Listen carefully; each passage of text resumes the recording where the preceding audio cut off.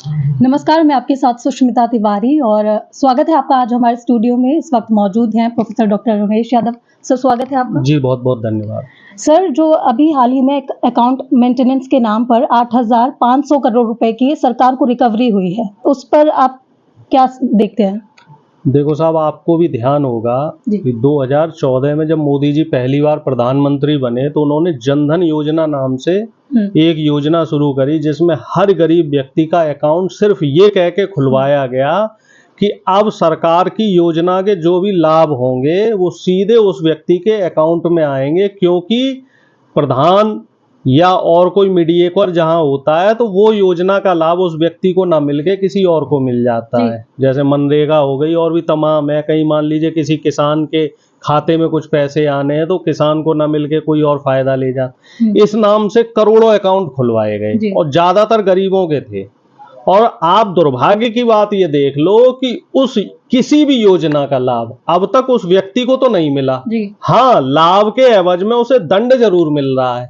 हर साल मेंटेनेंस के नाम पे अकाउंट से 500, 600, 1000 रुपए काटे जा रहे हैं। और ये तादाद जो ये रकम है, अब रकम आप देख लीजिए बढ़ के कितनी हो गई, हजारों करोड़ रुपए में। मेरे भी अकाउंट से कट रहे हैं, पहले नहीं कटते थे। आपको ध्यान होगा पहले एटीएम के ट्रांजैक्शन से पैसे नहीं कटते थे, अब 3 से ज्यादा ट्रांजैक्शन है तो पैसे कटने लगे। मिनिमम बैलेंस 5,000 रुपए आपको मेंटेन करके रखना है, पहले वो 1,000 रुपए था। और इसके अलावा एटीएम कार्ड का हर साल का शुल्क लेते हैं, चेकबुक का शुल्क लेते हैं, एनईएफटी कोई ट्रांजैक्शन कर रहे हैं उसका अलग चार्ज लेते हैं। तो अगर इस बैंक सेक्टर की इन सुविधाओं का ही अगर हम सिर्फ इसी का लेखा जोखा देखें तो ये हजारों करोड़ रुपए का घोटाला है। और ये सिर्फ गरीब व्यक्ति के साथ किया जा रहा है, अमीर के साथ कुछ नहीं। देखिए 20 लाख करोड़ रुपया अमीरों के बट्टे खाते में डाल दिए गए। 2014 से पहले कॉर्पोरेट टैक्स होता था 60% का, और जो अब घट के कितना हो गया, इस बार निर्मला जी ने बोला, ये मैं नहीं बोल रहा, नहीं तो लोग कहेंगे कि तो विपक्ष के लोग हैं ये बोल रहे हैं। अब निर्मला जी ने खुद बोला है कि 25% है कॉर्पोरेट टैक्स, और पहले 60% था। और पहले डायरेक्ट टैक्स लगता था कम, और अब डायरेक्ट टैक्स कर दिया इनने ज्यादा। अब डायरेक्ट टैक्स के रूप में सरकार 60% रुपया ले रही है, 30% तो सीधा हमारी सैलरी से जो वेतन भोगी लोग हैं, और 28% ले रही है सीधा जीएसटी से। तो मोटे मोटे तौर पे 60% जो है गरीब आदमी टैक्स दे रहा है, और अमीरों को लाभ मिल रहा है हर तरीके से। कर्जे भी उनके माफ किए जा रहे हैं, उन्हें कॉर्पोरेट टैक्स में भी लगभग आप देख रहे हो 30% की छूट वैसे दे दी है।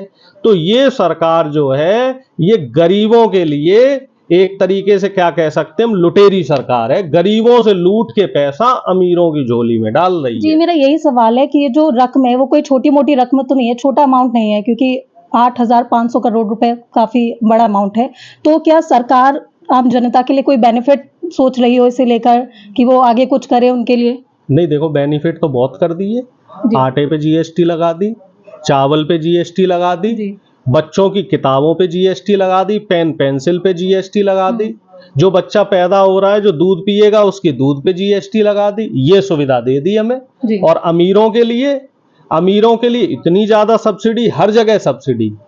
उनको कॉर्पोरेट टैक्स में पहले तो वहां टैक्स में जो ब्याज की दर है उसमें सब्सिडी दी जाती है।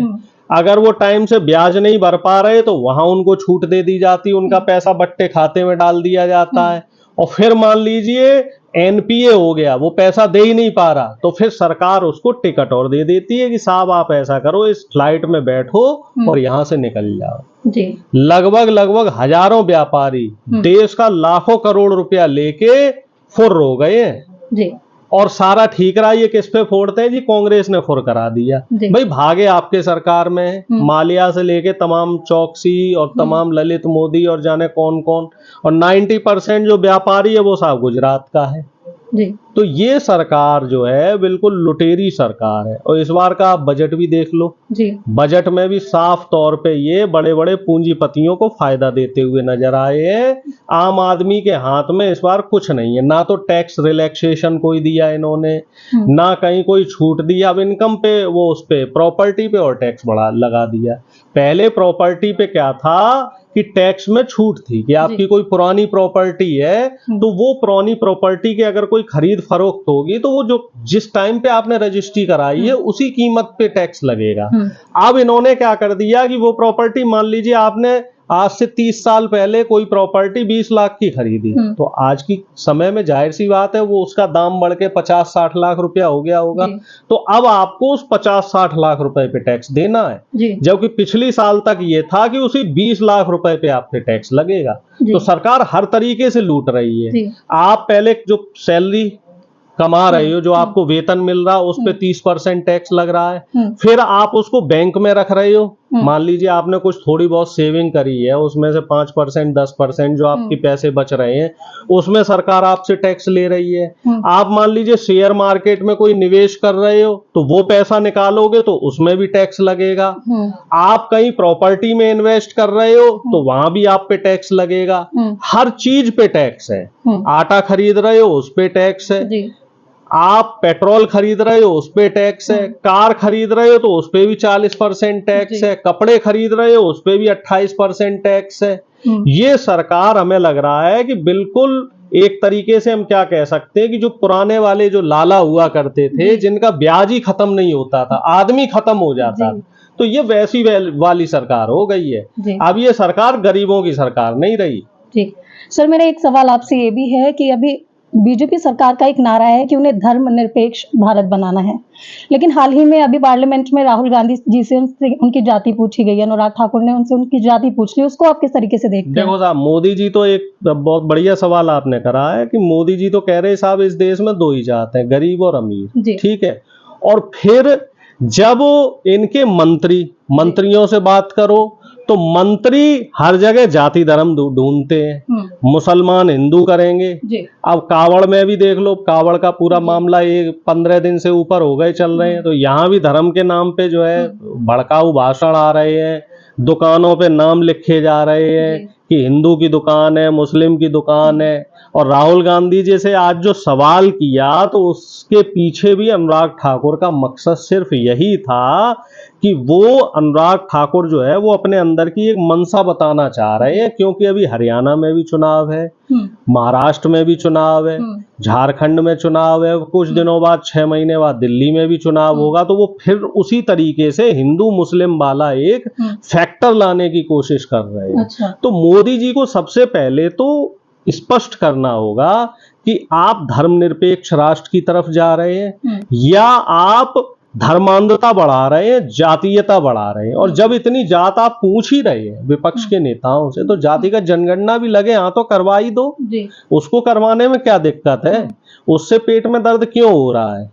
बजट बनाने वाले, कल जब राहुल जी ने सवाल किया कि बजट जो बनाने वाले 20 अफसर थे तो उसमें कितने SC ST OBC के थे, भाई सबकी भागीदारी होनी चाहिए।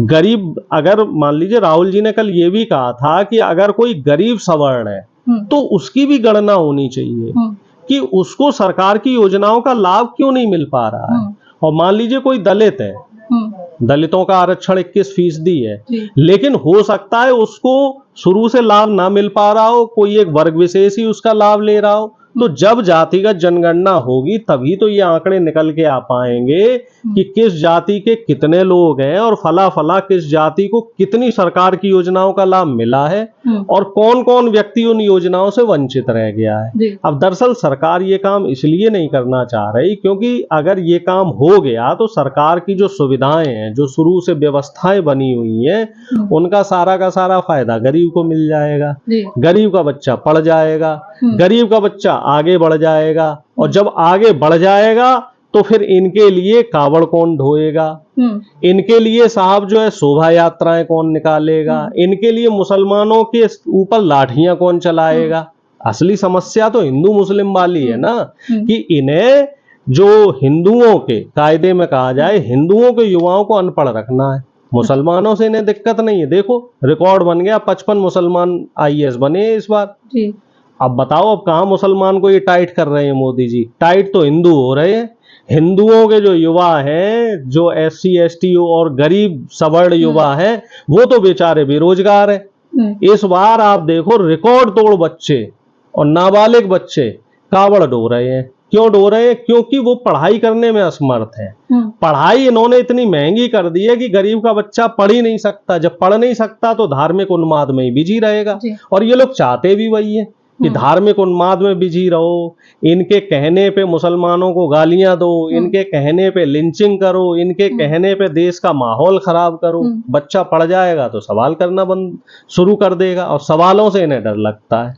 अब मोदी जी संसद से गायब हैं क्योंकि मोदी जी से सवाल हो रहे हैं, और मोदी जी सवाल का जवाब देना नहीं चाहते। मोदी जी इसीलिए यूक्रेन चले गए हैं। जी, अभी सर आए दिन कावड़ियों की भी काफी खबरें आ रही हैं, आपने देखी होंगी। कभी दंगे को लेकर आ जाती है, तो कभी मॉब लिंचिंग हो जाती है, कई बच्चे मारे भी गए हैं इसमें, चाहे वो कावड़िए ही हों या फिर मुसलमान भी काफी मारे गए हैं, अनदर कास्ट के भी। इसमें देखो साहब, तो ऐसा है ये बिल्कुल सरकार की सोची समझी नहीं, वो है साजिश है सरकार की सोची हुई। और इसमें केंद्र सरकार और राज्य सरकार के बीच में कहीं मुझे ऐसा लग रहा है कि जो यूपी में हार हुई है, उस हार का ठीकरा केंद्र सरकार योगी जी पे फोड़ना चाह रही थी। तो इस वजह से योगी जी ने अपने आप को बचाने के लिए ये सारा सिस्टम, इस बार आप देखो इतना कावड़ कभी हाईलाइट नहीं हुआ। आप भी सालों से रिपोर्टिंग कर रहे हैं और हम भी सालों से सड़कों पे हैं, जमीन पे हैं, लोगों को समझ रहे हैं।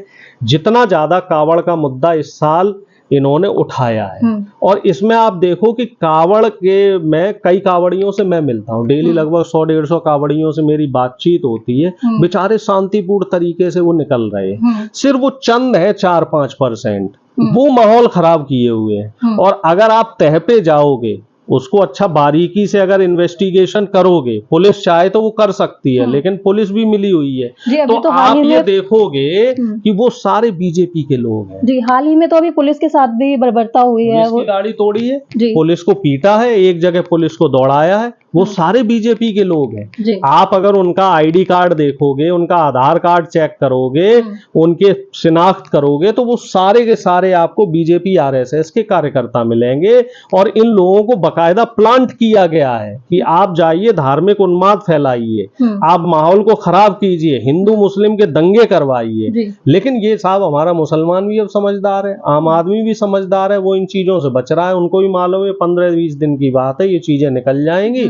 सामाजिक सौहार्द बिगाड़ने से कोई फायदा नहीं। क्योंकि पिछली बार हमने देखा ये नूह मेवात में इसी समय दिक्कत हुई थी, दंगे भड़के थे, और उसमें क्या हुआ भाई, गरीब मुस्लिम और गरीब हिंदू परेशान हुआ। कौन सा नेता परेशान हुआ बीजेपी का? और इसमें जो हिंदू मुस्लिम के नाम पे दंगे कर रहे थे वो अभी भी जेल के अंदर है। उनकी जमानत भी कराने के लिए नहीं आए, ना बिट्टू बजरंगी की और ना मोनू मनेसर जो मेन अभियुक्त थे, तो उनकी भी जमानत के लिए कोई आगे नहीं आया। उनको मोहरा बना के इस्तेमाल किया गया। तो मैं तो आपके चैनल के माध्यम से कहना चाह रहा हूं कि अगर मेरी बात हमारे युवाओं तक पहुंच रही है तो इन धार्मिक उन्माद से बचिए। आपकी पढ़ने लिखने की उम्र है तो पढ़ाई लिखाई की तरफ ध्यान दीजिए। और धर्म आस्था का विषय है, और हमारा धर्म इतना कमजोर नहीं है कि हम उसमें हिंसा करें। अगर मान लीजिए किसी व्यक्ति से हमें कोई तकलीफ हो रही है तो बातचीत से भी बातचीत कर लो कि हाँ भाई आपने हमारी कावड़ क्यों खंडित कर दी, आप ऐसा करो अपनी गाड़ी से हमें दोबारा ले चलो, कावड़ हम दोबारा भर के ले आएंगे।